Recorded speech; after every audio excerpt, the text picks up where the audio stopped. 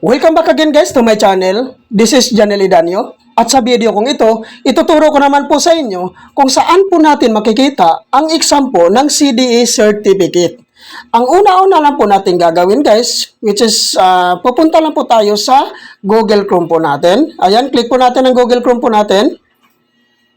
So ngayon guys, nandito na po tayo sa dashboard po ni Google Chrome. So kailangan lang po natin i-type dito sa search engine po ni Google Chrome yung LTMS portal. So ngayon guys, i-type na po natin ang LTMS portal. Ayan, LTMS.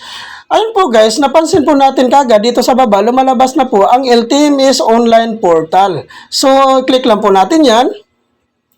So ngayon po, nandito na po tayo ngayon sa dashboard po ni LTMS portal. So ayan po guys, no, scroll up lang po natin pa itaas. Ayan. So nakikita po natin dito ang register now at saka login. So which is meron na po akong account sa LTMS portal. So click lang po natin ang login.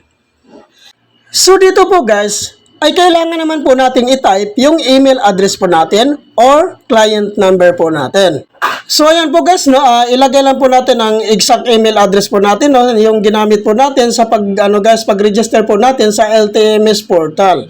So ngayon po, pag once na na-type nyo na po dyan ang complete email nyo po sa sa portion na yan. So dito naman po sa bandang baba po guys, no, kailangan naman po guys, i-type naman po natin dito sa bandang baba yung password naman po natin. So kailangan guys, yung password naman po na ilagay nyo dyan, yung ginamit nyo rin po sa pag-register nyo po sa LTMS portal account nyo po. So ngayon, dito naman po sa bandang baba, click natin yung sign in.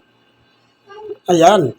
So ngayon guys, nandito na po tayo ngayon sa account po natin mismo sa LTMS portal po natin. So kung napapansin natin, no, dito sa baba, makikita po natin yung mga transaction po na kailangan po natin dito sa LTMS portal account po natin. So andyan po yung digital ID, licensing, vehicles. So scroll up po natin. So, nandyan din po yung transactions. Then, sa baba naman, violations. Then, documents.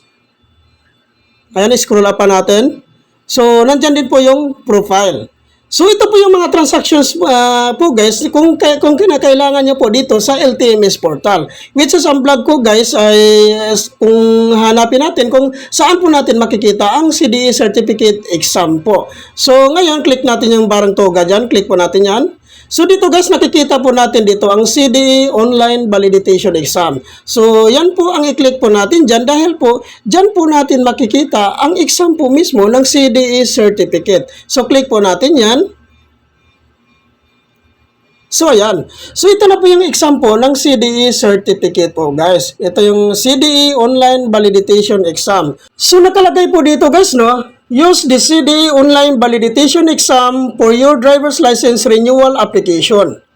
The passing scores to create a certificate, 80% or at least 20 correct answers out of 25 questions. So, this is no time limit to answer this question. So, ibig sabihin guys, wala tayong limit dito, no? Kung sakasakaling babagsak kayo, so ulitin nyo lang po. So, dito naman po sa bandang baba, makikita po natin yung passing scores po guys, no?